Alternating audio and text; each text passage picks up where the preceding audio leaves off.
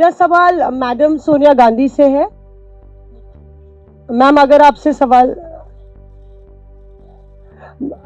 राहुल जी, आपने ओपीएस को लेके लगातार जो है झंडा बुलंद किया है। तमाम सरकारें आपकी, उन्होंने ओपीएस का वादा किया था। चिदम्बरम साहब, you had promised OPS and in Himachal and Rajasthan you implemented OPS, but in the manifesto the OPS scheme is missing. So is there is there a introspection that it's not viable economically? Is it that? It's not missing as such. It's very much in our minds.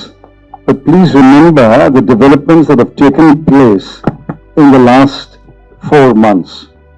The government has appointed a committee headed by the Finance Secretary to review the NPS and the demand for OPS and to find a way in which the objectives of OPS can be financed by a funded pension scheme. Which means the government has come around to the point of view that while the OPS delivered benefits to the pensioners, the NPS made it sustainable. Now a committee has been appointed under the Finance Secretary, and unless we receive the report of that committee and review it, it would be premature to take a stand on the OPS-NPS controversy. It's very much on our minds, and we will come out with our position once the committee's report is received. और भारत सरकार के, केंद्र सरकार के हो चाहे राज्य सरकार के कर्मचारी हो, अभी इस दिनों में नाराज दिख रहे हैं। थोड़ा दिल दुख रहा है कर्मचारियों का। क्यों ऐसा हो रहा है मैं बताना चाहूंगा। कांग्रेस ने कल ही मैनिफेस्टो जारी किया गया है। उस मैनिफेस्टो में ओल्ड पेंशन का कहीं जिक्र क्यों नहीं? क्या कर्मचारी राजनीतिक पार्टियों में पिस कर रह गया है? अरे आप कर्मचारी हो तो आपको पुत्र या पुत्री आपको बुढ़ापे में ख्याल रखे नहीं रखे, परंतु आपकी ओल्ड पेंशन जरूर ख्याल रख सकती है।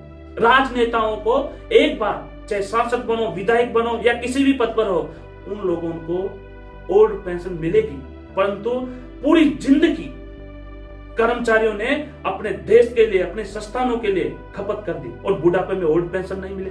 तो ये दो संविधान क्यों? तो इसलिए आज का वीडियो में मैं ये बात करने आया हूं कि जिस पार्टी पर कर्मचारियों ने आस जताई थी, जिस पार्टी पर विश्वास जताया था, उस पार्टी ने ही धोखा दे दिया कर्मचारियों को। तो पूरी जानकारी के लिए इस वीडियो को देखिए, कर्मचारियों को शेयर कीजिए, लाइक कीजिए कि कर्मचारी हारेगा नहीं, कर्मचारी संघर्ष करेगा, हारेगा नहीं, क्योंकि कर्मचारी जानता है, देश को ऊंचाई पे ले जाना भी जानता है और कर्मचारी अपने आप को निराशा भी नहीं मानता है। दोस्तों, कल ही कांग्रेस पार्टी का मैनिफेस्टो जारी हुआ, जिसमें कर्मचारी आस लगा के बैठे थे कि कम से कम भारतीय जनता पार्टी नहीं तो कांग्रेस पार्टी जरूर मैनिफेस्टो में ओल्ड पेंशन बहाल का जिक्र करेगी। तो मैं पीछे ले जाता हूं। भारतीय जनता पार्टी और कांग्रेस के बीच में कई राज्यों में चुनाव हो रहे थे, तो कांग्रेस पार्टी ने अपना घोषणा ये किया था राज्यों में कि अगर ये राज्य कांग्रेस पार्टी जीतती है तो ओल्ड पेंशन पहली कैबिनेट में जारी किया जाएगा। और बहुत सारी जगह पर कांग्रेस ने राज्य भी जीते, ओल्ड पेंशन बहाल भी किया। तो ऐसा क्या हो गया कि मैनिफेस्टो में ओल्ड पेंशन का जिक्र नहीं? मैं पूरी डिटेल, पूरी जानकारी दिखाऊंगा कि कांग्रेस पार्टी का मैनिफेस्टो का अध्यक्ष पूर्व वित्त मंत्री पी चिदम्बरम थे, और उधर बीजेपी ने 1 साल पहले कमेटी बनाई थी कि हम एनपीएस में संशोधन करेंगे। अरे बुढ़ापे के लिए नेतागण अपनी ओल्ड पेंशन ले सकते हैं तो कर्मचारी क्यों नहीं? ये कर्मचारी को सोचना है कि आपका बोर्ड अपने परिवार के लिए ओल्ड पेंशन के लिए जाता है या फिर राजनीतिक के चक्र में फंसकर आपका बोर्ड जाता है। यह भी आपको देखना जरूरी है। भारतीय जनता पार्टी ने यह निर्णय लिया था कि हम एनपीएस में संशोधन करेंगे। 1 साल हो चुका है, कोई भी संशोधन अभी तक नहीं आया है, बजट भी बीत चुका है। कांग्रेस पार्टी ने यह वादा किया था कि हम कर्मचारियों के लिए, कर्मचारियों के अधिकारियों के लिए ओल्ड पेंशन बहाल करेंगे। तो ये जो मैनिफेस्टो था, ये क्या सपना था? कर्मचारी दुखी है।